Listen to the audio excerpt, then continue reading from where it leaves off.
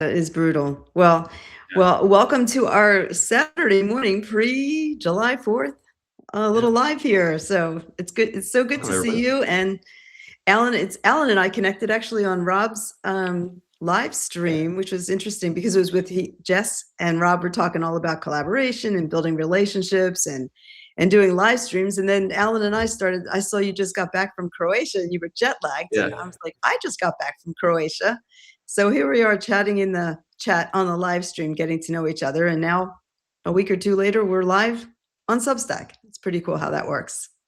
yeah. It was just very random, and there's a couple of like other random overlap things as well between you and I that we just as we started talking.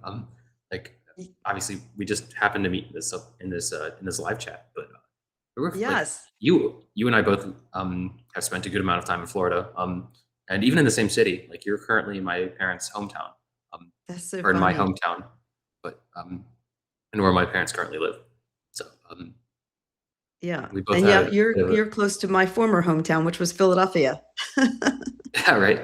Um, yeah. So it's weird, small world. You also were in the skating like I don't know, I don't want to call it circle, like Oh, yes. which is um like it doesn't sound special to anybody from the north maybe, but you have to realize in Florida there's like 3 ice rinks and everybody knows everybody. So if you skate in Florida, like it's a thing, like you know everybody. And so it's a really small community. It is, and you know what? Jess is a hockey player, and she's from Florida. She's in Miami, Yeah. so she skated at my former rink too. So Oh. the 2 of Okay, you yeah. know each other from Yeah. so many close connections here. It's pretty funny. Yeah. Yes, I grew up as a competitive figure skater starting in Philadelphia and then ended up Yeah. in Florida, opening an ice arena in the Fort Lauderdale Yeah. area. When So when you were skating, were you when you say competitive, like how high did you go with that? I got up to intermediate level, so tri-state competitions. Okay. That's pretty Yeah, like that's an intense circuit. Like it's it's very intense. Yeah, yeah, we were skating before school, 5 in the morning till 7, and school from 5 to 7. So yeah, two a that was days pretty. or we had a girl who was a figure skater at my school who's much better than everybody else who skated. Like I skated, it was fun. I thought I was pretty good. Like I was not that level, but she was a figure skater and she was doing 5 a.m. practices for 2 hours every morning. She'd drive 2 hours to school because that was the only place that the rink was close by. And then she'd leave every day like early at like 1 o'clock and then drive another 2 hours back to the rink and then finish training in the evening. She did that for like 4 years before eventually she just like up and dropped out and then moved and then said like I'm gonna they like moved to be closer to this rink. It But they did that for happens. a long time. Yeah. Yeah, well, there was a couple in their 70s skating, and they would drive an hour and a half 3 times a week, an hour and a half each way Wow. to skate for Yeah. several In your 70s hours, and too. they were in their 70s. Yeah, Yeah. Yeah. It's also it's crazy because like I don't know how um it's not an easy thing to do. Like it takes a lot of strength and power to like even just stay upright. And so maintaining that into your 70s is like very impressive. yeah, they were roller skating champions, and then they switched over to ice, Oh, which was just incredible. So, but yeah, it is, it's quite the workout, but it's exhilarating. I mean, there's nothing like yeah. being in the zone when you're doing your sport Yeah. Yeah. and hitting it on a good day. Yes. Yeah. When I was playing ice hockey throughout my childhood and I played up until college. Um, and then in college I couldn't play because like no college like that's relatively sane is taking ice hockey players from Florida. Like they're just not doing it now. But um, like I skated for a long time. And yeah, like you were saying with the power thing, we there was a thing that you could always recognize. Like you could look from afar and you could always identify who the hockey players were in any given area because there's the hockey booty because you just have these massive quads and like massive glutes. And Oh, there's the it's like giveaway. Yes, the yeah, glutes yeah, always. It's just the and the hockey booty. quads, right? Thunder thighs. Yeah, yeah. But no, it was like it was a point of pride too, like for people like we're in that sphere. I think at least it was for our team. I don't know. We had a weird team though. Um, I don't know how deep you want to go into the ice hockey lore, but I have the strangest like high school ice hockey experience. Like it was not just Okay, do tell. all right, all right. So we had probably the most popular ice hockey team. Um, Man, maybe I don't want to like go too far. Maybe in the state, like we had hundreds of people showing up to this random Friday nights for like this random team for an ice hockey game. Like small private school. We didn't have a big team. Like I back at that time, um, because it's Florida, like you just don't have enough kids who play ice hockey to make full teams a lot of the time. So a lot of the time, you would have kids from one school, and then you would merge that with kids from another school in the high school circuit, and then you would say, okay, like these two schools to go together, you're now a team, or maybe three, sometimes four. And our school, being the like very prideful and like very feeling very full of themselves, decided like, no, you know what? We are a pure team, only us. So if you want to maintain your varsity status, which we did because I wanted to get into university and I needed something to put on the piece of paper, we were like, okay, we agreed to just have our school be involved in this hockey team. And so we had like, man, if I said 10 kids, I'd be like, that'd be a lot. And anybody that knows ice hockey knows that 10 people for an ice hockey team is absurd. One goalie, that's not even two lines. This is a sport where you're subbing out probably every 30 seconds to a minute. So, like you cannot stay on the ice very long. It is brutal, brutal sport. And so our little like 1.5 line ice hockey team, we would do anything to get players. Like we would say like, you've never skated, we don't care. Like just come on out here and we'll teach you, which is absurd in ice hockey. Like you don't do that at the high school. This is a sport where like you've been training since you were 6 and like you started late. And so we would have like in high school, my team was like by far the worst team in the league and probably every league. Like I had been skating for a long time, so I was arguably maybe like me and a handful of kids there had been skating for a long time, and then the rest were just like we would spend the first half of the season teaching them to skate. So like, and the hope is that they were like able to stand up long enough to like just be a warm body in the game. So we're basically always on this power play. But we became such a popular team because we kind of had this like weird lovable loser thing going on.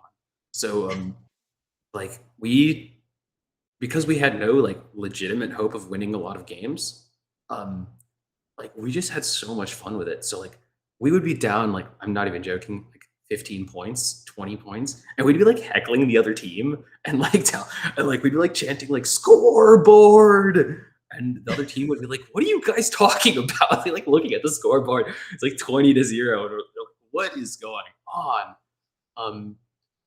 But I think that like people love to watch that spirit, and so we had all these people coming in from schools like driving over an hour to come watch our games, and they'd be like pounding on the glass and like having such a good time. And because we weren't good at like technically, we had a lot of like we did have a few people though who learned eventually to skate, and they just like got good enough that they were like that they could move around relatively confidently. And so, but they didn't have any stick skills, didn't have any puck skills, like it was whatever. So we just became this really physical team at the same time. So we were like, they would like let us start fights in high school, which is crazy. So like people would come to just watch us have these like very like physical games and just like beating the crap out of the other team while simultaneously doing nothing about the puck. Like, it was we had these strangest games on earth, like very, That very reminds physical, but like no skill. Like it was, yeah, yeah. And I would have people come up to me like when I was out and about in town, and they'd be like, "Oh, are you the like guy who plays on this ice hockey team?" And I was like, "Yeah." Like, how do you know me? And they're like, "Oh, like I've gone to every game last season." I was like, "What That's is?" interesting. I wonder if they're rooting for you. Just either they're coming to watch you fight or they're coming to watch you see if you could possibly win a game. I think a little bit of both. Everybody loves a good ice hockey fight, and Oh everyone yeah, wants to like see you win eventually. the bumper sticker. What is "Give blood, play hockey," something like that. Yeah, yeah. And when I was Yeah. younger, I was playing on travel teams, and like I took it really seriously. Yeah, well, the hockey So it was players had weird to for show me. up. They showed up at like 5 in the morning too, or well, different days of the week, but 4 or 5 in the morning. It's a Yeah, grueling schedule, but I guess you have yeah, to be you wanna do it, you have to do yeah, it. That's when you yeah. play. I dipped my But toes a little bit later on into the sphere of playing, especially goalies. So at one point we graduated our only goalie, and we needed to fill it for maybe 2 years.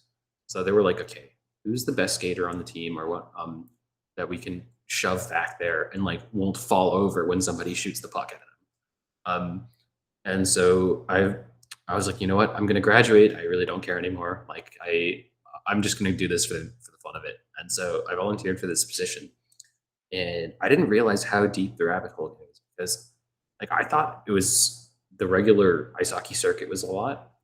The goalie circuit is crazy. Like, do there you was a play kid goalie? yeah, I played That's a goalie for tough 2 years. position. Imagine just getting shot at all the time. People Yeah, taking shots at you it's also with the puck. psychologically very weird. Yeah, But that's an important yeah, position. it was a lot of fun. But I realized like how crazy kids get about, especially that position. Um, it's like I thought normal ice hockey players were weird, but there were a couple people who I knew who they couldn't get enough ice hockey times or ice time, so they would play in the mornings, they'd play in the evenings at the rink with their team, and then a couple of them had pitched together some money and built their own like dry ice rink behind like their house because they all lived next to each other, and then they would still practice there again, and hire coaches to come in and like hold workshops and stuff like that.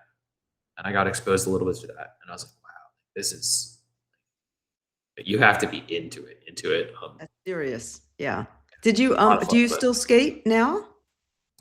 not really, to be honest. Like I roller skate a lot. Like I enjoy the act of it, and so like the mechanics are there. But like as far as playing ice hockey, not so much.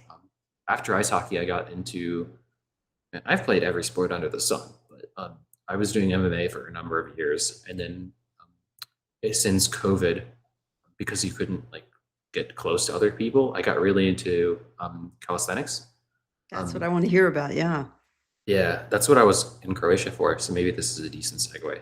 But and not just calisthenics. Like I think people in the U.S. you say calisthenics, people like, oh, you do push-ups and sit-ups, right? Um, Yep. and this is more like Eastern European. Like a bunch of ex-gymnasts were like in an industrial park, and they were like, how do we continue to train? And so that's really what spawned this sport. And it's really more like a lot of it's there are four main branches of calisthenics nowadays, um, and one of them is skills. So like you can imagine this being very similar to a lot of gymnastics moves, but adapted for not bars that don't flex, things like that. There is and it's a focus. It's a lot more on raw strength, less so on grace. Um, so you see like moves like if you've ever seen an iron cross, like is a really popular static skill, or a front lever or a planche. A front lever is where you're holding with your body parallel to the floor. You're holding the bar above you. Um, planche is same deal. It's like imagine like a push up, where you're at the top, but your feet are floated off the ground. And you're just supporting yourself on your shoulders. Oh, Um, uh, it's the kind of stuff that like it's a slow grind. It's the sport where like you can be in here for easily 5-10 years and not unlock some of those skills.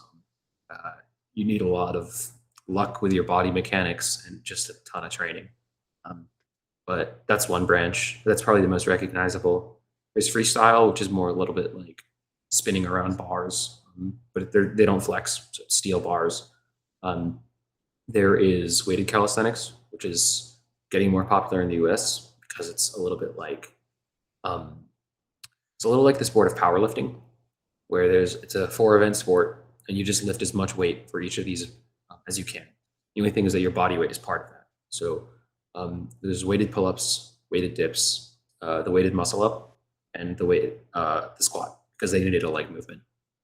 Um, and the last one is sets and reps, which is like that's kind of the push-ups one where you're like you pick a movement and you just do as many as possible. So that's like where you see these people break records for like, I don't know, most pull-ups in 24 hours, stuff like that. Oh, that's So crazy. it's a bit of a fractured sport nowadays. Um, How did you end up in Croatia and doing is the calisthenics retreat? Is that what it yeah, was? yeah, that's what that was. And so that retreat started because my coach, who's like all the best coaches in the world right now are in Eastern Europe, because that's where the sport, and in Asia, um, like that's more or less where the sport started. Um, and my coach is in Croatia, and so he was like, "We're going to hold this retreat. I'm going to invite all the people I know from in the area or in this sport, and we're all going to show up to Croatia, and we're going to have a good time. Like we're going to go, just like we'll train in the evenings, but like we might have an optional session in the morning. But for the rest of the time, you're free to just go explore and just like have fun and do whatever." So that was kind of the impetus for like going to Croatia. Um, and So yeah, I just kind of showed up by myself. And I was like, we're gonna meet some new people and see what happens. And Yeah, it had been something I'd been waiting to do for a number of years, and we finally got the chance to do it, which is really, really cool. And something I would, yeah, something I didn't know I was going to enjoy this much, even though I'd been looking forward to it for a while. How long was the retreat? How many days did you train? We were there for I was probably there for 9 days. And we were, um, and I think with the actual training part of it was maybe 7. So it was 7 days, 1 to 2 times a day. Um, Like a and few hours at a day? Yeah, probably 3 hours a day, maybe 4. So And you all so train you all train together? yeah, it was which is kind of cool because it's a solo sport, and I have uh, never um, participated in this in a way that was like with other people. Like it was always just like me and my coach who's living in freaking Croatia. Um, we had And you people did from it all over the virtually, place. right? So your coach is in Yeah, Croatia yeah, and you're doing it yeah, online. yeah. Like I would, we, he was mostly like my strategic coordinator. Like we'd get together at the beginning of the week and say like, here's what we need to work on right now. Let's program like here's the program for the week. We'll take a look at footage from the last week and see how things are going, in what direction things are progressing. Um, and we'll take it week by week like that. And so it's it's like basically this back and forth of sending film and things like that. Um, and but yeah, this is the first time I've done something like that in person, which is way different game. And even though And you train kind of you're all from all around the alone, world at different yeah, levels and different ages, I guess. yeah, yeah. It's as long as you don't get hurt, you can keep doing the sport forever. Like which is a big if, but like we had people from, if I had to start, I can rattle off at least, we had maybe 18 people, and probably everybody was from a different nation. Most of them were from different nations. We had Croatia, Serbia, Slovenia, Germany, Ireland, Netherlands, Lebanon, Bahrain, Poland, Russia. I don't think I missed any. Maybe I Wow. did, but yeah, it's crazy. How many from the US? We had maybe, well, just from the US, just me. I probably traveled the farthest. That's great. But yeah, And so it was outside and inside. So were you like, tell us where you were around Split, Croatia, or did you go to a different area? yeah. So we spent about 2 days and 3 days in Split, and then from Split, we traveled down to a little town called Omish, which is maybe 45 minutes to an hour south. It's a beach town. It's not gigantic, but it's really cute. It's nestled right on the side of a mountain. So you've got like a mountain on one side, and you're right in front of the beach on the other side. And that's where we spent a good chunk of time. They have a big, like, we don't have a lot of these in the US, but they're kind of like these apartment style buildings, but there's like 6, like maybe like a condo, but because there's like 6 apartments in them maybe. And so we just rented out one of these entire buildings, shoved everybody in there. And That We sounds had so cool, like everything a we needed. frat, like a fraternity. Yeah, a little bit, a little bit. The the ratio was maybe like I think we only had maybe two girls there. So I I think it is a relatively male dominated sport because a lot of the movements are upper body focused, but there is a growing female population as well. So it's kind of like up and coming. But, it's still very niche. Like I was surprised that of the people that I saw on like, you surf Instagram and you see these very high level athletes doing crazy things and you think that like, wow, there's so many people out there doing this sport and all of them are better than me. Then I showed up there and I was like, oh wait, half the people I even know of showed up to this thing. Like it's not the biggest sport on earth.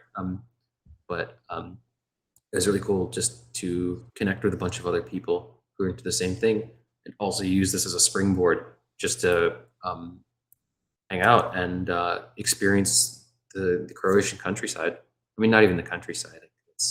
But The beach because we did side. spend some time in the city. Yeah, yeah, beach side. But that's great. What a way to travel, combine travel Yeah, and your love of a sport, and then meet up with other people from around the world. That's fantastic. yeah. In fact, that's one of my like I don't know. Um, this is maybe something that I'd be interested to hear how you do it. Because now I've been providing a lot of context for this whole thing because there was a bit of a lead up. But do you? I find that my favorite way to travel usually involves getting as involved with the local population as possible, Yes. or just with other people, especially. And how does like what does that normally look like for you? Like, do you normally find ways to get local guides, or do you meet other travelers when you're traveling? Yes, oftentimes I meet up with, I'll have a personal, a guide, a, an expert Okay. guide usually that takes me for a few hours and introduces me to the area, which is great. It's a really good way to get to know the area quickly. But then oftentimes, like this last trip, I was able to chat with one of the uh, most popular female chefs in Europe, Chef Anna Roche, and I got to sit down with Oh, her for an hour one-on-one over a glass wow. of Merlot at her brand new restaurant in, Yeah. Jazz, the restaurant Jazz. So that was Wow. amazing to sit and Yeah. talk to someone on that level who really doesn't even have formal culinary training and has just, she's at the top of her game, and she's just so, Really. down to earth, and Yeah. talking to her about her upbringing in Slovenia, and so, yeah, I love meeting the locals and Yeah. hearing their stories and getting more So into the culture. did you have that experience like for your work, or did you just finagle that somehow? No, so what I do is I work with hotels and destinations and help them get Yeah. more visible and attract, Okay. travelers that they're looking for. So, I'll often be invited to experience different properties that are new or renovated, and then do a deep dive into the local community and culture. And so for that, I just happened to ask the GM at the hotel if there's any chance I could meet her. And will she Yeah. be around? Because the restaurant had just opened 3 weeks ago. And they said, yeah, as a matter of fact, she'll be coming by tomorrow. So they set up the appointment for me. And Oh, we were just sitting there together on the deck of the restaurant with her dog and looking out at the Adriatic and having a regular conversation. No photos, no videos. yeah. But she said anything that she said I could quote in my article. So then I typically will publish an article or do videos on the experience and share that with my Mhm. travel community. So it inspires them to go and then they want to go and check it out. So that's Yeah. kind of how that happens.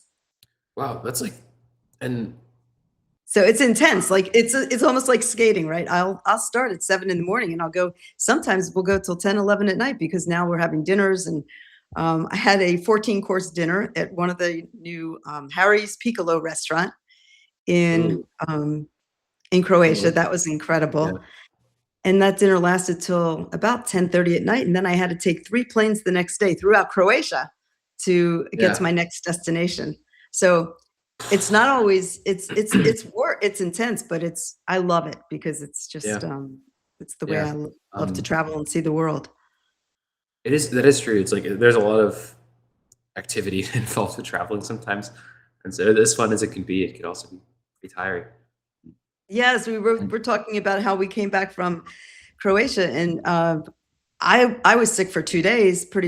It was bad cold for a while, but thankfully it only lasted 2 days. But Alan, you've really been struggling since you've been back from Croatia with this. Yeah, yeah. We were saying that, like, I'm like, I've, I've definitely been like up and down for the last like 2 weeks, like kind of half functional.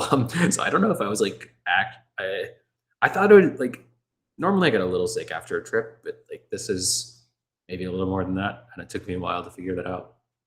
Um, Yeah, it it's always, really hard. Hey, for those of you watching, just curious if anyone's been to Croatia, let us know in the oh yeah, chat. Yeah, and we yeah, appreciate you tuning in. For our and calisthenics in Croatia and community. That was my third yeah, C. community. That was the third C. I love the alliterations. Like I was just like, this needs to be alliterative. Yeah, um, I agree.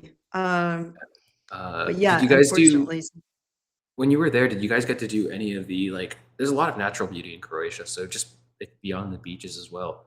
There's tons of areas like for like just explore nature as well, to go hiking or to go in these like rivers and go rafting is a thing that we got to do at one point, that we could talk about later if you want to.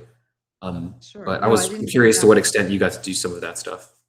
Well, I'm on the culinary path. Okay, So so you're mine was okay. more, yeah, mine was more cultural and culinary. Yeah, But next time I would like to do that. yeah, I haven't been to the parks yet, yeah, but let's see, I went to Split. I had a really fun experience there. I got to stay on a floating houseboat hotel by yeah. myself, and there was a storm that rolled in, so that was pretty adventuresome. It was fun. But that was right in the Split in the marina, Yeah. which was a very cool experience. Is that And what does that feel like compared to hotel kind of like compare that to like a traditional hotel experience? it's totally different. It is completely, you're on a boat. So, and it's a luxury boat. So they have all the amenities, everything that you would want, but you're in a marina. And so it's a very different experience, but super fun. Yeah. There's a jacuzzi on the back deck. There is pretty much everything that you would need. It's like being in a luxury hotel room, but you're on a boat. So it's a fun experience. Can you feel like the boat rocking? Like, is that Oh, like a yes, thing? you do. Okay, It's so about you feel it's it. about a 39-foot boat, and, the bedroom is upstairs. So it was a winding staircase upstairs Yeah. to get to the bedroom, and during that storm, we were I was rocking and rolling for sure. I was praying that I didn't get untied and float out into the Yeah. marina somewhere. So, Is seasickness something you struggle with? no, I grew up boating. I was really, Oh, my mother used to joke around that I had a womb with a view. So I grew up boating, so I was always on the water. yeah. So I don't. I've been seasick on cruise ships. I mean, that's where I Really? really felt it more That's than surprising. anywhere. Yeah. But not in the marina. We were just rocking and rolling, but it was fun. It was quite the experience. The only scary part was when I looked out to get off the boat. There's a narrow gangplank which moved, so going straight to the dock, it was on Oh, an it was like, angle. So I called concierge. Help! I don't think I can get off this plank this way. I'm not going to chance it. I don't want to end up in the water. I'm not a great please swimmer. help me exit your your hotel. Yeah, and they did. They came right over. So Yeah. it was quick, and they were fantastic. Yeah. Um, What is the feeling of the staff? Like, does it feel like a very homebrew kind of situation, or were they it's like very also much like so. It's dressed up very properly? And no, very casual, very helpful, very friendly. Yeah, so they're there at your convenience, but it's still your own experience. So, but yeah, anything you need is a phone call away, and they're very quick to help if you that's need something anything. that I noticed in Croatia, and maybe this lines up with your experience. Maybe this is true in Europe a little bit more broadly, but um, is that a lot of it is not so um, focused on presentation for its own sake. Um, so like you see this, I think, in a lot of the um, not only the hotels, like one of in the first night that I was in Split, we were staying at this place called like they call it Hotel Luna. I think the building is called like the Luna something. They have names on their buildings, which is kind of cool. I wish we did that. You do. They But do. And it was really just like they called it like the Hotel Luna, but it was like this family, and they owned this a couple of apartments in this, or they own this building, and so they would just like when they wanted to check me in, like we walked up and we knocked on their door, and I was set in their living room. They served coffee, and we just like did the whole check-in procedure together, and then we walked out and went to our room. And it was like it doesn't have like it's a lot more intimate in a lot of these. You see it in culinary world too as well. I think there's a lot more focus on um, kind of like high quality food and less on um, kind of the picture perfect McDonald's hamburger. It's more real. They're very into their hospitality, and it's charming and it's real. It's genuine. So they want to welcome you in. They want to welcome you into their home, and their home sometimes is a hotel. But yes, Yeah, they and then they want to talk to you about their culture, their food, their history. They're really big on that. And I find in Croatia they're extremely passionate, and they have an entrepreneurial spirit. So yeah. they're alive, they're excited, they're happy. That's my impression. Most of them speak English, in case that's a question that I get oftentimes is, "What about the language?" Most of them speak English, so that's not a problem. But I would suggest that it's not bad to get to know some you speak a few languages, right? Do you? Yeah, yeah, I do. So uh, I speak pretty fluent Japanese. I speak pretty fluent Spanish. My fluent's a little my Spanish is rusty now, but and I did pick up some Dutch as well when I was living Oh, there. interesting. Maybe some I know a like little bit of Dutch because I lived in the Netherlands for a year. I studied my junior year of college in a program for a yeah, year in the Netherlands. So I did. So when I was in Croatia, I was actually speaking Dutch a little bit to one of the families that was from really, Holland. Yeah, yeah. it That's comes funny. back a Yeah, little bit. yeah. And you don't need much. Like You I don't think need there's a much. lot to be said when you're traveling for intent and just showing good faith. Um, like this is something I noticed when I was in Korea. I was in like rural Korea for a while, um, and sort of a separate trip tangent, but like I had just enough Korean to like make it obvious that I was a foreigner who really needed help. And so I had like entire conversations with Google Translate, but like just being able to open up that conversation really makes people um, a lot more amenable to just helping because they see you making some effort. So I Yeah, think I there's think it's something to be said for being bad at language. I was reading a book. I'm trying to see if I still have it. In Italy, I was going there for several weeks, and I wanted to learn the language. I think it was like learn Italian in 9 days, but that was a long time ago. But it's challenging, but to learn at least some essential phrases is really important to help you get around. I think Yeah, it's a good idea. yeah. And So- Portuguese, I did the same thing. I've been to mhm. Portugal like 7 times now. I keep going back. So yeah, I go when I travel. I tend to really get deeper into the country and explore different regions. I Yeah. love that. What was one of the most memorable cities that you've seen in Croatia, or maybe one memorable experience? Like, what was something that stuck out? Like, like a specific like restaurant or a food you tried, or like a person you met. There's a few. I would say one of the experiences was in Dubrovnik. I was able to go to a cooking class at a husband and Yeah. wife's home, and they completely Oh. renovated this home to a modern kitchen.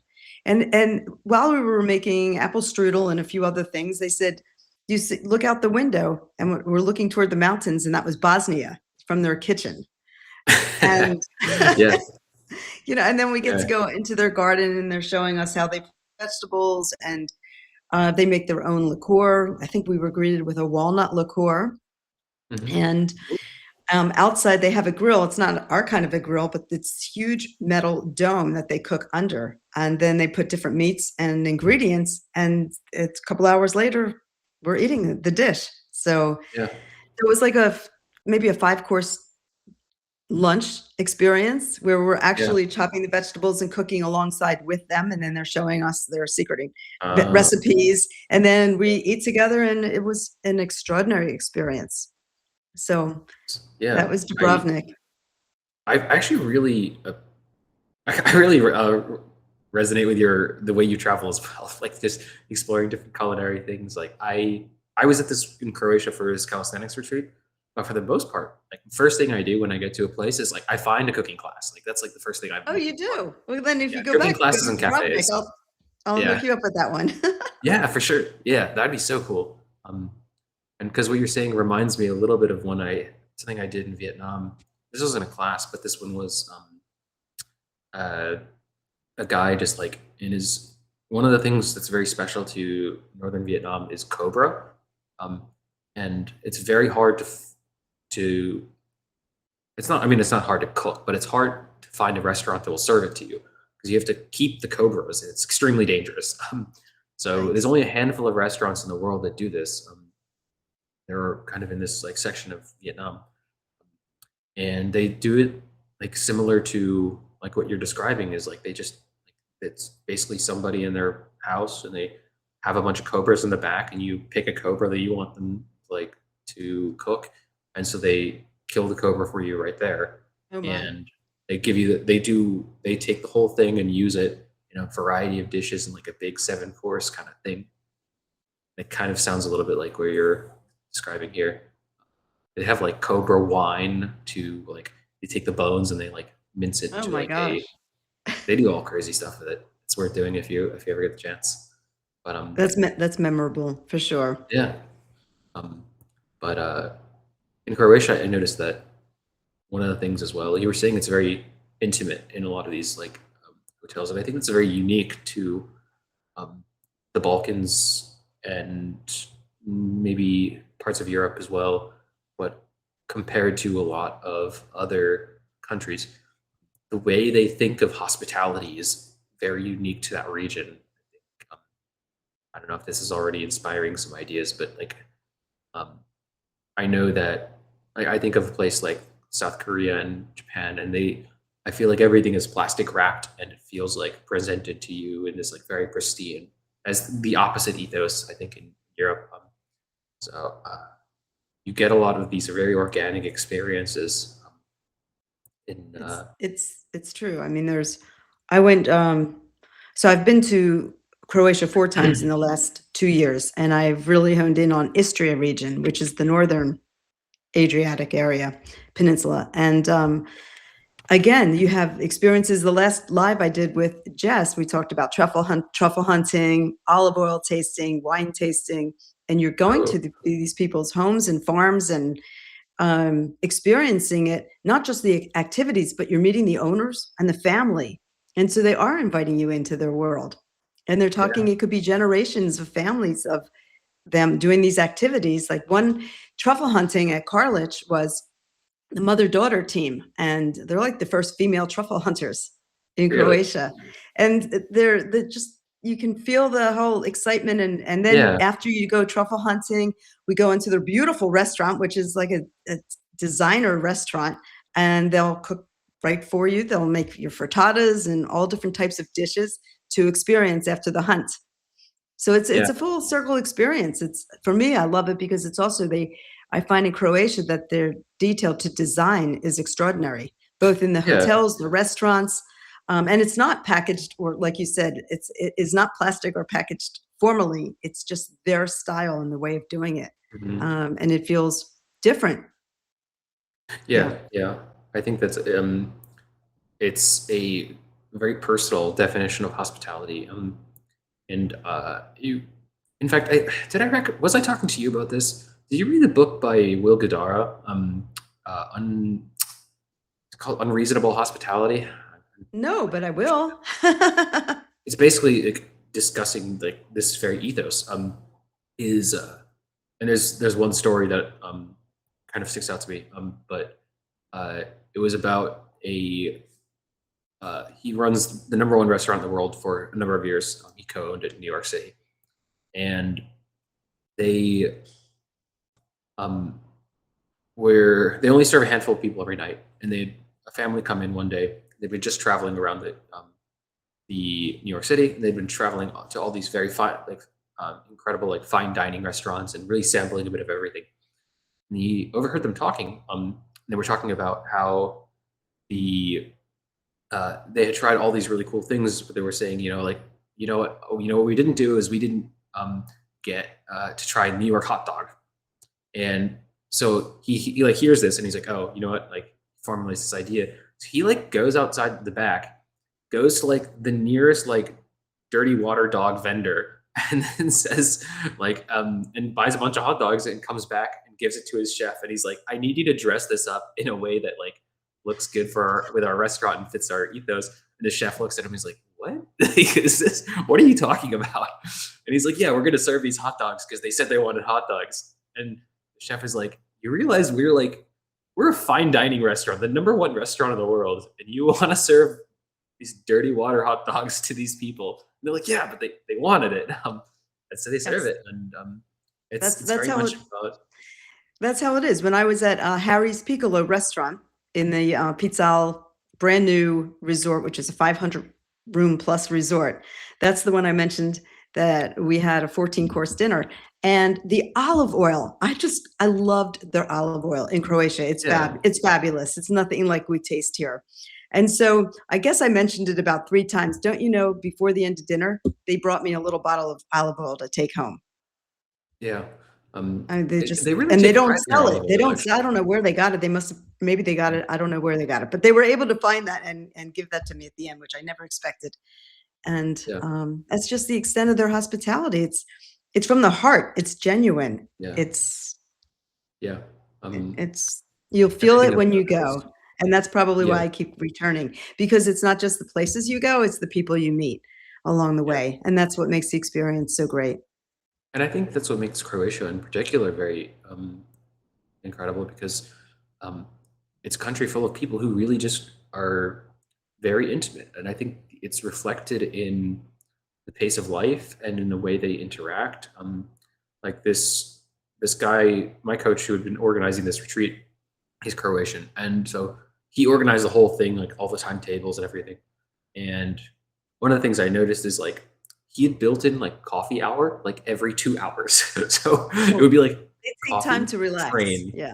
coffee, relax, more coffee. And I drank so much coffee. And it's granted I have a caffeine thing already, but um I think it's more about this ethos of just like making time to be with other people, just sit around and Yes. talk. Um, Yeah. and It's that's funny not you say that. I don't, when I'm think back about being in Split recently, other than the crowds of tourists, that come off the ships, other than yeah, that. But when you're away from that, people aren't looking at their phones all the time. They're actually like looking at the sea, looking at people, they're having conversations. It's yeah, not this constant looking down at your phone. It's a very yeah. different feeling. Yeah, the culture is seems to be very centered around spending time with other people and acknowledging and sharing in a lot of these everyday experiences. And that's not something you get in a lot of other countries. It isn't. It's different. I definitely feel um, it's a different personality of the country and the people. Yeah, yeah, That's how I would say it. And you mentioned earlier that you were at the hotel that has a name. So the little hotel that I stayed at in the seaside town called Porridge, excuse me, it's Porec, pronounced Porridge. And the hotel had 13 rooms, and each room has a name. It doesn't have a number. So I really. was in the Teresa Yeah. room, and Teresa was the original owner. Her husband and wife team owned the hotel in the early 1900s. So she was the designer and the manager of the hotel, and they named the room after her. Oh wow, And she wrote a that's song so in Italian, "Come to Croatia," or "Come to Porridge," because it's not that far from Italy, and so it was a welcoming song, and so they have the melody posted on the outside of the door and actually in, one of the rooms inside the hotel. yeah. So the rooms are all named after, they have names, not Yeah. numbers. Not only do they have not names and not numbers, but they're all usually different. Like they're Every not room like was cookie different. cutter. Every room had a completely different decor. It had a different theme. What I loved is you go by your nightstand, there had a little card with 4 colors and 4 scents, and it said scratch and sniff. Pick your scent, and it Oh, will be delivered to you the next morning in a diffuser. that's really So cool. Wow. all of these special effects. They also give you an what is it called? Like a bedside evening note that they write a Yeah. poem, and it's in an envelope sealed for you to Yeah. open up and enjoy before you go to sleep. A Is it filmed bedtime in Croatian? story in Croatia. Yeah. No, it's in English though, right? Oh, it's in Like English. they do Sorry, it's in English. translations. Yes, but Okay, it's okay. just about them. Again, it's Yeah. welcoming you into their world and into this slice of paradise for as long as you're here. We want you to enjoy it on so many different levels, and it's just such a nice touch. Yeah, yeah, it really is. Um, and um, I and I don't know how much of that has to do with like the actual history of the country, but I find that the countries that are the most welcoming are sometimes the countries that have some of the roughest goes of it, like Yeah. historically. Yes. Like I noticed this in like one of the most welcoming countries I also ever been to was Vietnam. Thailand is also similar. Um, in Croatia, I don't know how much like they had a civil war in living memory, and so there's a lot of that um, history that informs a lot of the way people move about their day nowadays too. Like I don't know if you met anybody who had known somebody from who had participated in the Civil War or um, had any brush up against that history, but it's very fascinating, if not a little tragic. Yeah, I just think that they appreciate where they are now in life and where they can Yeah. go. So, the other country I find is warm and friendly is Montenegro, which is just Hmm. further down.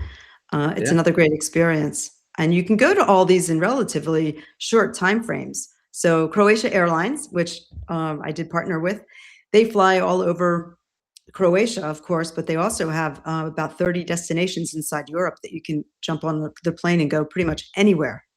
And they have new planes, new seats, new everything is new, modern, and fabulous. Wow. In Okay. fact, I said to them, I was on one of the planes and I said, wow, your seats are bigger than this business class seat on United. Yeah. I was gonna say like compare that to like the United's where like the backseat pocket like had fallen out from the bottom. You try to put stuff in the back and everything falls on the floor. Exactly, and it's true. Seriously, on Croatia Airlines, you can fly in, I think it was the premium seat, but anyway, they're new and they're wide and they're comfortable, and they have local treats that they serve you. So the food is Yeah. something special with a little story on the lid that tells you what you're Oh. eating, where it's from, and the local ingredients. So it's all those kind of touches. Yeah, yeah. Were there any foods that you particularly enjoyed in Croatia? Like, do you gravitate more towards like the fish or more like pastries? Like, what's your vibe for Oh, I eat a lot. That's a good question. Their fish is excellent. I can't say that there's anything particularly stand out except for Anna's eggs Benedict was amazing. And this is that? Anna Okay. Roche, the chef. Yeah. Her signature granola and her signature eggs Benedict may not sound that, beautiful or different, but or exotic, but it was like nothing I've ever tasted. So sometimes the simple dishes can be really a standout memory, and that's one of them. Yeah. I think she had pumpkin Um, seeds on it too, but yeah, pretty much. And their desserts are fantastic. like And you for don't gain example, weight. Okay, here's a good one. You really don't gain weight. You can keep eating and drinking. You don't get a hangover, yeah, and you don't gain weight. yeah, yeah. It's also like Italy where there's gelato on every corner. Right. And the bread is light. It's a different type of bread. So, Yeah, but the presentation is just always so nice as well. It's in addition to the fresh ingredients, tasting tomatoes and avocados and things like we would take for granted. Arugula, it tastes different there. It just tastes more, it's pure and you yeah, flavorful. yeah. I noticed that you get maybe a less like variety than your typical Publix, like supermarket sort of thing. But what you do get is just much higher quality, and Much. um, I suspect that's maybe like it's a little more locally grown. Might have something to do with the fact that you literally. In fact, I had a note about this the other day. It's like I wonder if it's tied to like the fact that it's just harder to import stuff, so they just focus more on like producing high quality local goods, um, Exactly. and being more engaged with the community in that way. Um, Right. so I Right. think you do see a lot, and you see a lot more regional differences too then. So like if you go to one city, you're going to get some selection of food, and you go to another city, they might actually be able to grow different food You Mhm. go to the supermarket, you're seeing different things and different things on the menu, um, at the restaurants. And Right, there's and also, like, their wine, if you're a wine, lover, they produce in small batches, and they don't usually export, so what you're getting there is a different quality. They have Malvasia or Malvasia, how they Mhm. pronounce it, which is a light white wine, and Yeah. it's yeah, one of the wineries I went to, Roskanich, is excellent. That's in Istria. They produce about 60,000 bottles a year. But Mhm. that's a family-run business. He has, 6 daughters that are in it. They each have a different role Oh, in the family business, and, like, one of them is an artist, and she creates the labels for the bottles. Another runs the little boutique hotel there. Another one is the designer of the rooms, and the father is he's produces the wine. So it's just an amazing experience to again, to get into their culture and the family and the history of it and what goes behind the scenes of producing this. yeah. Like, so They're vi educate they're me a little bit on I wine would say they're because, visionaries. like, what makes what was notable about it to you? Because, like, I actually don't know too much about wine, but, like, um Well, it's he was explaining how they harvest and they do the moon phase. Everything is done with the phases of the moon, and so they take oh, that into consideration yeah, when yeah, when they're making their wine, and it's the he you go into where the barrels are, and they talk about all the different types of wine. Same yeah, thing with the olive oil. Like, we think olive oil, but when I went olive oil tasting, I had 6 different types of olive oil that I literally tasted, and each one has a different purpose. So one is for drizzling on salads, and one is for cooking fish, and one is for meats, and they have different they've honed it to such a specialty, of yeah, different types of olive oil. One was at the end of our dessert, they gave us homemade ice cream and drizzled olive oil on the ice cream with fresh yeah, strawberries and raspberries and blueberries. Who would think?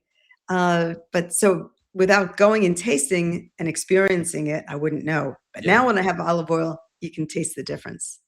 yeah. And the funny thing is, like, there is when you're traveling, you almost have, like, almost an excuse to try these different things and do something a little different. Because I find that, like, you go to a restaurant, you see, like, somebody tried drizzling olive oil on ice cream, and you're like, "Well, that's kind of counterintuitive and strange, but, like, it works."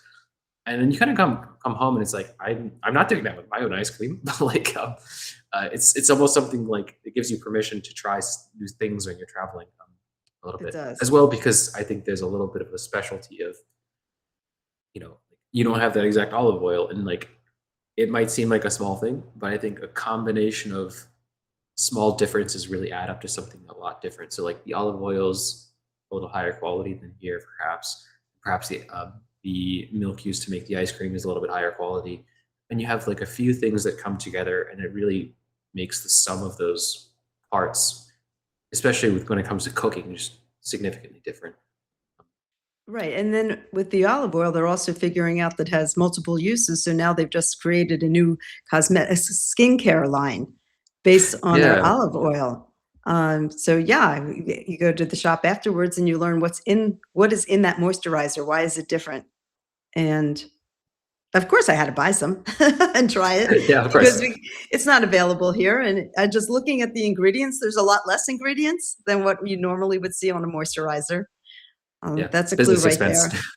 there. um, no, yeah, I think I think this is all feeding back into this kind of circling the drain on this thing where it's like it's all just so much more personal and intimate, and the scale is just smaller, um, than a lot of the industrialized things that we have in this country, And at you have least.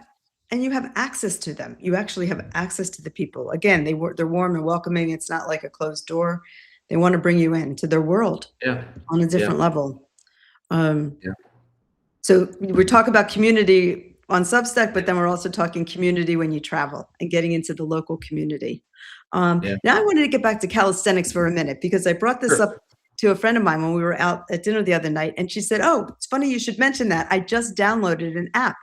And now she's doing calisthenics on an app, Oh, cool. and Yeah, she's a runner, and she's trying to get even more fit, and so she just shared the app with me, and now you've piqued my interest to look at calisthenics as an yeah, new regime for me for yeah. exercising.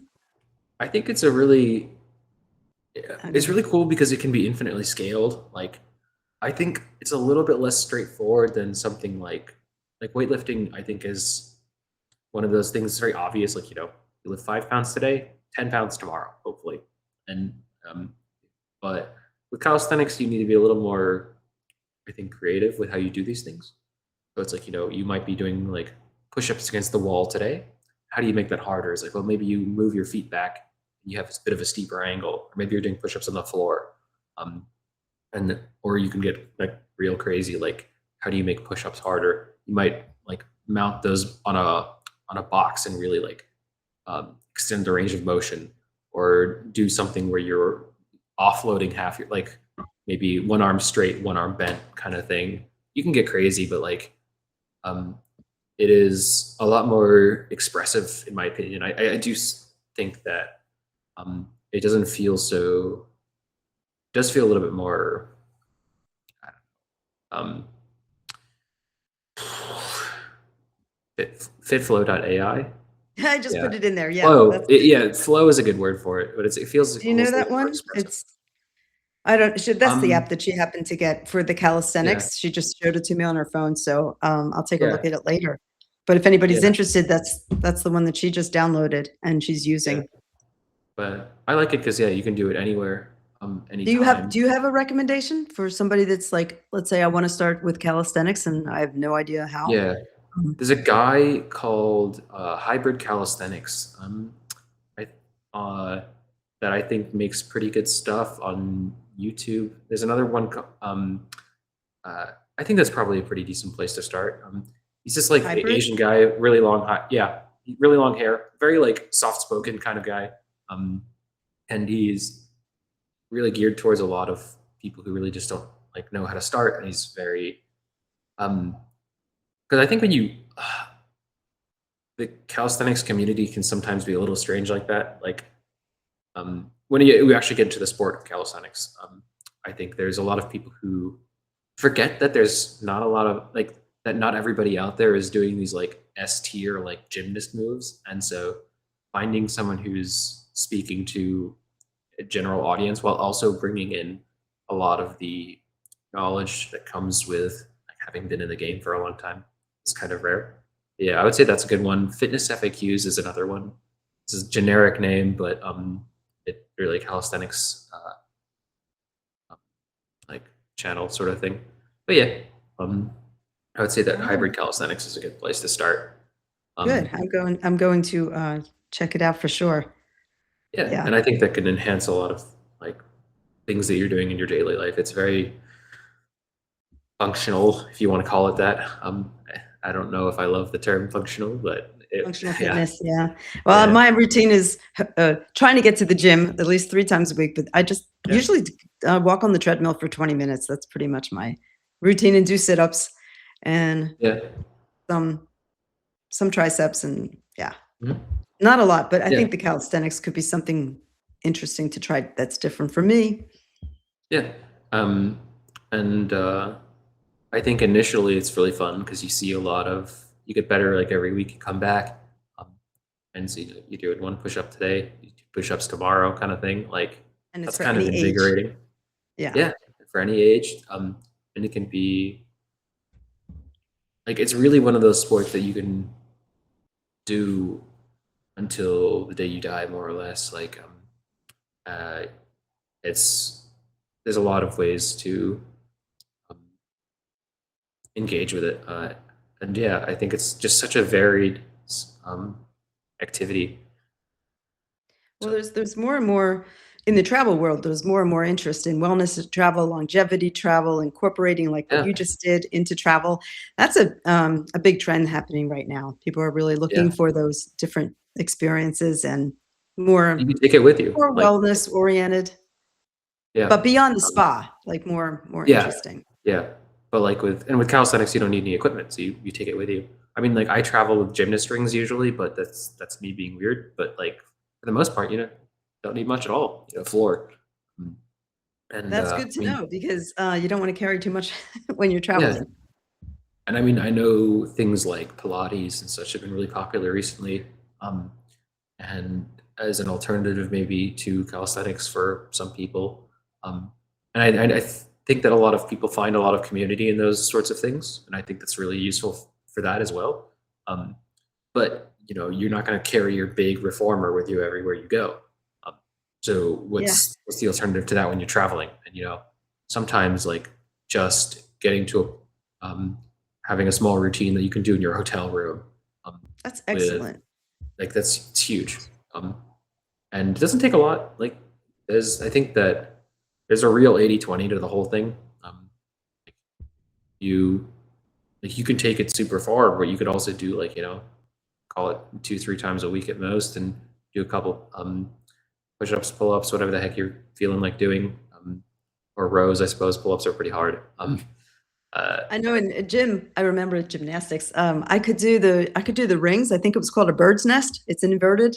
I don't know if you know what that is. You put your hands and your feet in the same rings, and then somehow you push yourself.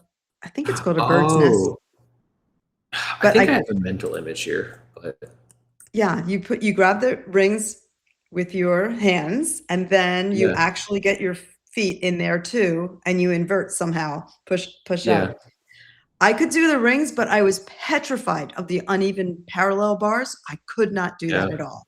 And they were Mhm. going to fail me in class because I was petrified of doing the unevens. Oh, it's so unfair. Um, And I could I do feel the like that. horse, but Yeah, the yeah, uneven parallel, I don't know what it was. They just scared me to death. yeah. I mean, I think the fact that you can like fall off it maybe and like hit your head or something on one of the bars, like they're hard. Like I don't know. So I could Yeah, see I it. don't know what it was. And I think what are we in gymnastics, like 6th or 8th grade, 6th, 7th, Yeah, 8th grade, somewhere around there. It's still a memory in that gym. yeah, yeah, yeah. So And it's funny you're saying also that I think that's something I noticed from traveling as well is that I think the concept of fitness is a little bit different also in Croatia and Europe. I think it's much more integrated into people's lives. It's yes. much more about like doing some calisthenics here and there, like maybe start my day off with some push-ups, go for a hike.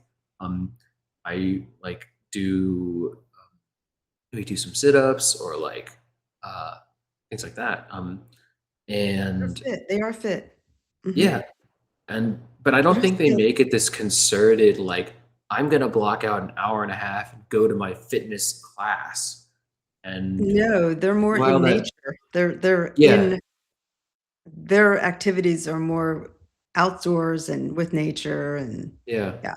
Um, Yeah. and it's something I noticed when I was traveling there because um a lot of the outdoor areas have calisthenics parks. Like you might not necessarily notice them if you're not looking for them, but like we were looking for them. So we did a lot of our training outside on the beach, like just on the sand. There's like a cups. Somebody decided to stick some parallel bars and a pull-up bar together, and we were like, "This is great! Like this is all we need."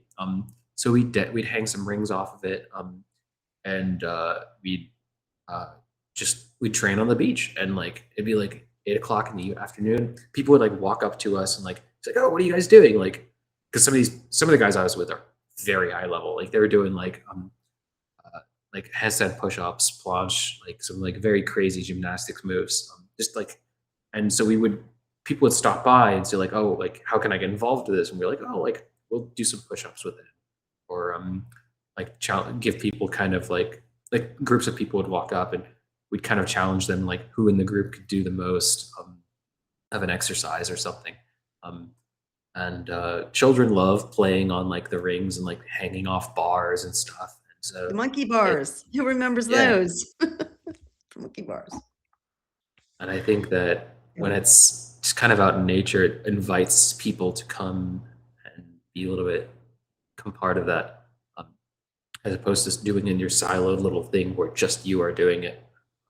And it's just And much I more also think integrated. that the fact that you have 18 people from all around the world coming together Yeah. in like Croatia for the sport of calisthenics is pretty unique in itself. That has to be Yeah. such an fabulous experience.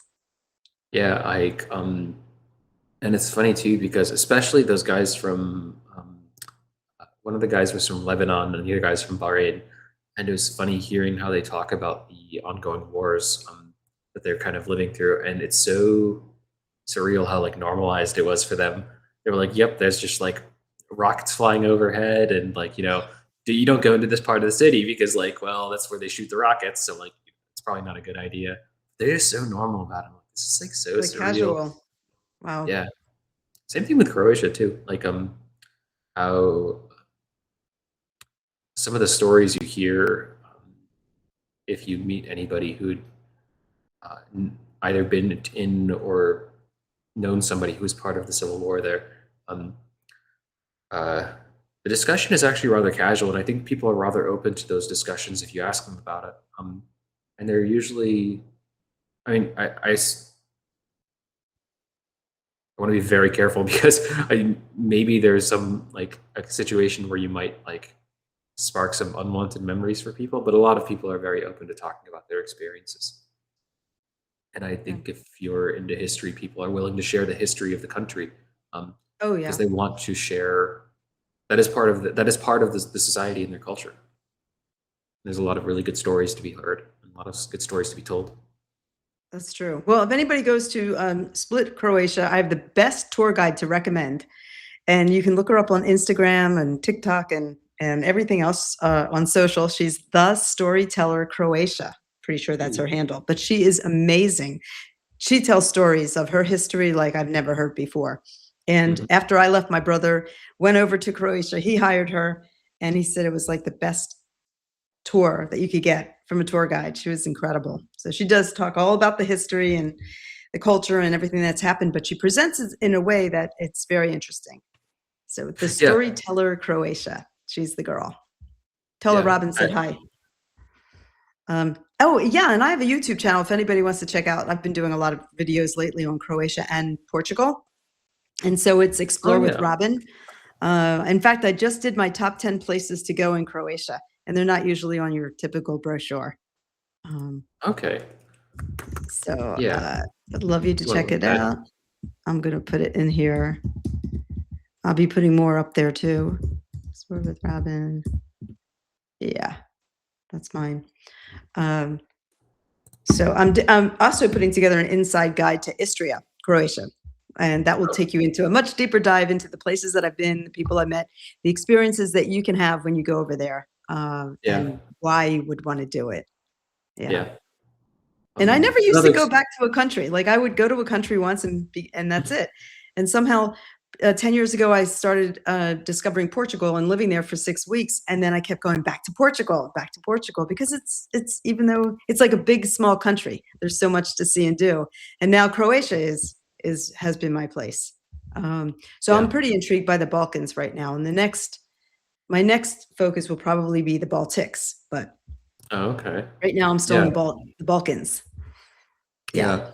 Um, Another before I forget as well, like even we've been talking a lot about some of the like cultural aspects as well, but there's also like um, especially for people who joined a little bit later, there's also a lot of very like natural beauty. And so one of the things that we got to do out there was we you can go like rock climbing up to, there's like castles that are built like just on top of these big mountains, and there's like a sheer cliff on either side. You have to like rock climb to get to these castles, which is like crazy experience that's worth doing.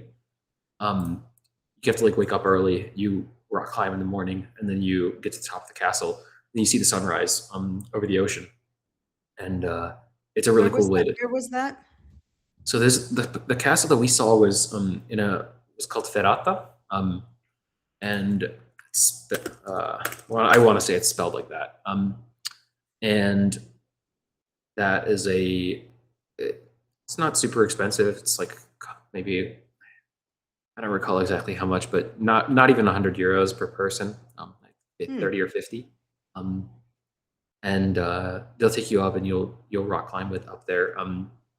And it's a really cool way to see some castles if you're a castle hopper. I love that. Which I do enjoy doing that personally. It's really not the craziest like they put you on like a belay, and like you get a helmet and stuff, but like it's not the craziest climb on earth. Like it's really not insane. Like I suspect people who are much older than I have done it, and they have a good time with it. But I think it's mostly a safety thing. But it's a really cool way to experience it. We also went whitewater rafting near Omish. And we do have like those are some of the photos I did take because they just give you a bunch of photos at the end. Like there's a guy taking it, and all these photos along the way. And so the rapids aren't insane or anything, but it's a really cool way to experience that as well. Like they take you through uh, your you're rafting down this river for probably 3 or 4 hours, and you stop along the way. So like they provide at the beginning, they provide like some like what's the word, like finger food. So they bring bread and some cold cuts and things like that, and you all sit down, um, and then there's a rest point maybe halfway. You do the same thing. It's a lot of eating, like but It's because a lot of eating, but there's a lot of exercising too. So yeah. And that's what we were saying earlier about exercise just being integrated in their day. Like these guys who work the thing, like you're all paddling together, but the guys who who are guiding you on this whitewater raft, they do a lot of the work too. They do a lot of the work, and they don't exercise very explicitly, but you could tell they do a lot of rowing. They have very large backs. So, um, but they and at one point they took us through this like cave where you um, have to climb up some rocks and you go through a completely like yeah, just this big cave. It's like pretty dark in there, and you do like a 30-second like cold water plunge to go swim through the cave to the other end and then climb out on the other side. Then you re-enter the boat from there. It's really, really cool. Scenery is beautiful, and it's a good way to cool off because the peak season there is probably June, July, probably July, August, September. don't go then. That's a bad time Yeah. to go. We went Avoid June. avoid the and that summer was- in Croatia. June was borderline. Yeah, it's tough. Very hot, so the cold water is welcome. But Also, the color of the water is so clear and blue Yeah. green. It doesn't look real. It's just beautiful. Hey, Yeah, Valerie, that's she just Adriatic. joined. She's in California. oh, cool. Welcome. Yeah, and it's early there. The But the Adriatic water is isn't the super water blue. crystal clear? It's just unbelievable. When you go into the caves, I didn't go into the caves. I was on a boat and we went by the Okay. caves. Yeah, but I didn't go into the caves.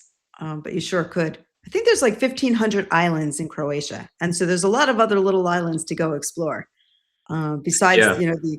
the most popular two places right now are Dubrovnik and Split for Croatia, but there's so many other places to go that are just magnificent. Yeah.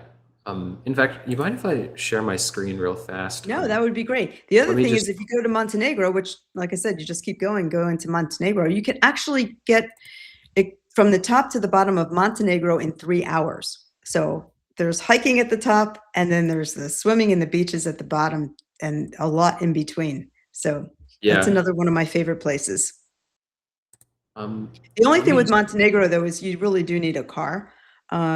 So for me, I like to find little cities where I can walk everywhere, and not, or sometimes a train travel, which is fine too. But yeah, Montenegro, you need a car. Yeah. We definitely needed a car for most of it, and so inside the city, like you can get away without it, but outside of that, yeah. And then the other tip I'd say is Zagreb. Zagreb, the capital of Croatia. Their Christmas markets, they've won many, many awards for. So when people think Christmas markets, you might think Rome, you might think Germany, but Zagreb is amazing. And so I did get to experience the Christmas markets there. And it's just so festive and fun. So I would put that one on. If you're ever thinking Christmas markets, check out Zagreb. See if it lets me share this real fast. Okay, this is good enough. So I didn't get all of the photos moved out of this big share great. drive that we have. So Okay. this is a photo of like where we went cliff diving at one point. And so this is also on the way when you're whitewater rafting. At the very end, there's this area, there's these big cliffs that you can jump off of. And it's a little tough to see like these people are standing. But you're gonna be up maybe like, there's a couple of different levels that you can jump from. And some of them are like as low as maybe, I think the lowest is 7 meters, is 10 meters, and 13 meters. 13 meters is about 40 feet, almost a little more. Wow, Um, that's crazy. it's not small, but it's really cool if you are okay with heights. And it's definitely worth doing. And it's usually all bundled in with this package for diving. This is some of the beaches, like we were saying, like the water is just this deep, deep, deep blue. Um, and so this actually was one of the. There's a few public beaches, but if you just drive around, there's also these wild beaches that you could just totally drive up to. Um, and there's just some rocks and a little bit of sand sometimes, not always. And they're a lot less populated Right. than the big public beaches. So if you want something that's a little more intimate, that's definitely an option. And uh, any decent tour guide will probably know a few spots around that are a little more away from the crowds, especially if you're in the big cities. I suspect like Split. This Hmm. is in Omish, but these exist all over the coast. It's not nearly as commercialized as we do in the U.S. If you have a beach, you monetize it hard. But here, there's some areas that are a little more commercial, some that are not. Oh, This is wow, just look some. at that. There's somebody that does Yeah, calisthenics. yeah. Here's a That looks guy. like a In fact, this YouTube guy's. picture. Is that real? Yeah, right. This guy is really cool. Actually, he owns this company called Cali Ring, and they make gymnast rings, but they're fused with parallel bars, so they can be gymnast rings. They can be parallel bars that sit on the ground, and you can Wow. use them for anything from like they hook up to straps, so you can use them to hang as like typical gymnast rings, or you can put them on the floor and do push-ups with them. He's doing a V-sit here, and he owns this company, and so he sponsored this whole trip and just brought us a bunch of rings. Oh, And that's great.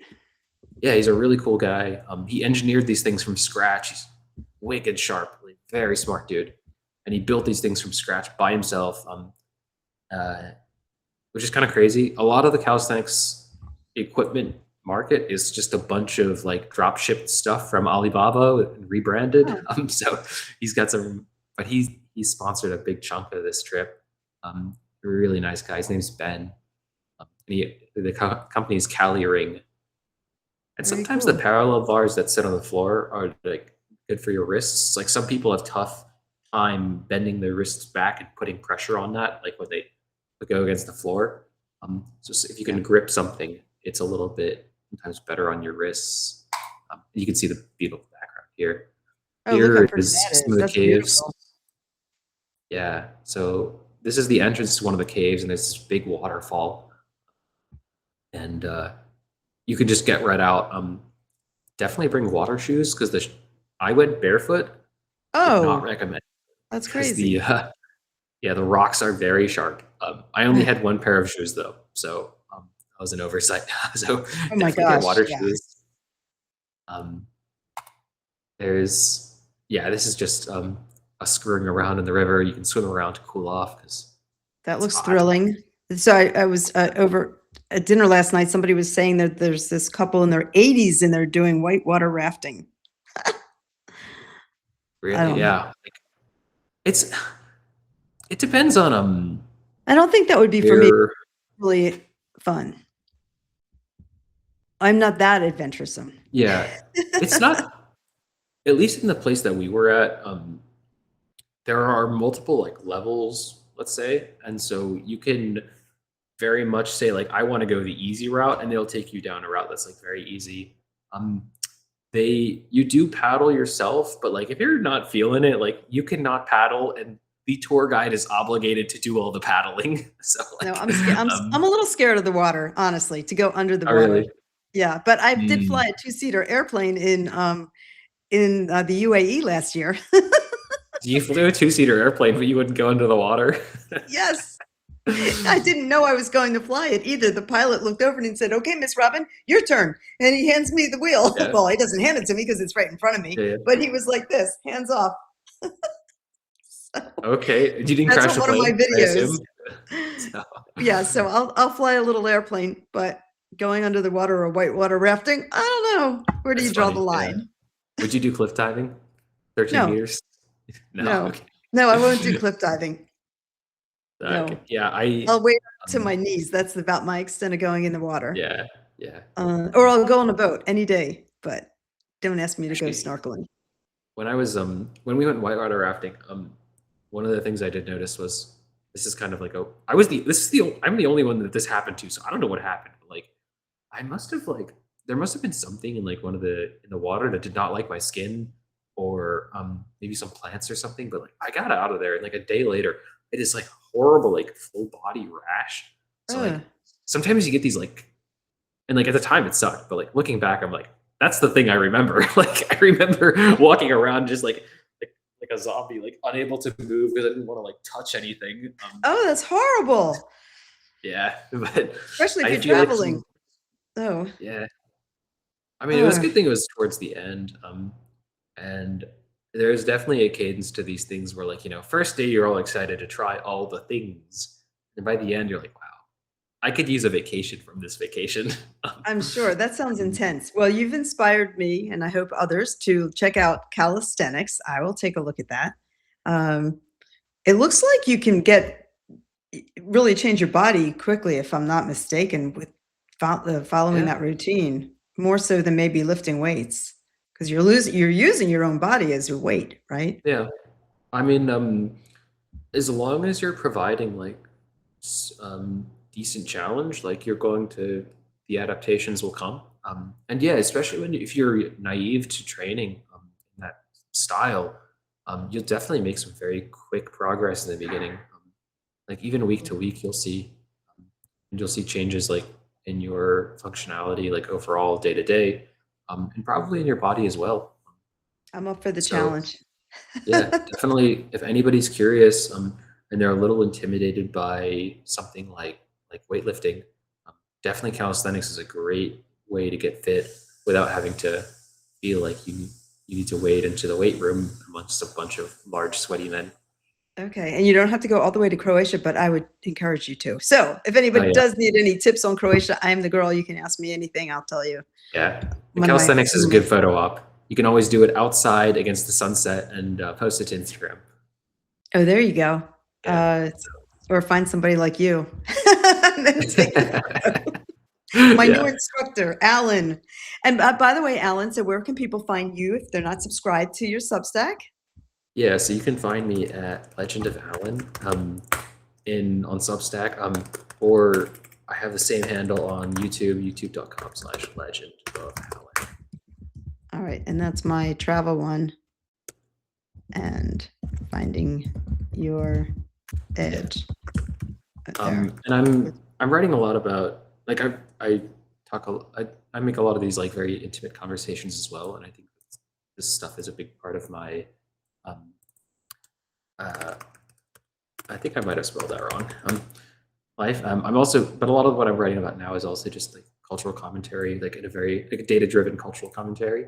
Um, talking about like I'm talking about the bystander effect coming up in a couple of days. Talking about actually maybe that people misunderstand what that is. I think it's very relevant. There's a in a world right now where there's a lot going on and people feel very socially motivated. I talked a little bit about things like bed rot, which is like this really interesting cultural phenomenon of people just kind of like becoming, say, like shut-ins in a very socially acceptable and trendy way. Um, It was very uh, interesting. I watched your video on that. Yeah. yeah, I appreciate that. So I think there's, I'm also doing some things like that. I have a couple. I started doing. Here's actually the correct link. Doing some more personal essays as well. But nowadays, I'm moving towards this like very data-driven cultural commentary. So we kind of in the spheres that I run in, we like to think a lot. We like to talk about things and Yes. discuss what's going on in the world. I could tell from the chat. It's funny because when I first met you through the chat, I was thinking just the impression I got was you're definitely a wise soul, old soul type of person. And I thought you were pretty seasoned as in much older. And then when we got on the video, it's like, oh my, I didn't expect Yeah, you I to be was that old, young. old before my time. Yeah, so you're very deep thinker, and the way you write, it's very interesting. So I appreciate that. And I'm sure others will find that as well. So thank you, Rob, for doing your live, as I thanked you earlier on, because that's what brought us together here today. Yeah. Rob and Jess. Jess is not on. She's probably hopefully sleeping in. She works a lot. Jess, the creator. Yeah. She's also like really, she's taught me so much about how this platform works. So if anybody's curious about, like, she is the Substack game dialed to like absolute, like she has it to a science. Yeah, we did a great live yesterday on notes, just talking note strategy. And in the middle, I don't know if you were on it, I think, with Jess and myself talking about notes. Yeah. And what I now call note stoppers, meaning, you know, how to get your note stopped in like a scroll stopper, but a note stopper. So anyway, that was a lot of good information that she shared. Yeah. For sure. So, cool. Well, I think we've been on for a long time, and it's Saturday morning, so appreciate everybody tuning in. And Alan, this has really been fun for our first live together. Yeah, I really had a good time. And so hopefully we can do this again sometime. And I appreciate the experience. We'll pick another country and do some calisthenics. For sure. Okay. Well, happy 4th, everybody who celebrates, and we'll catch you on the next one. Happy 4th, guys. Bye.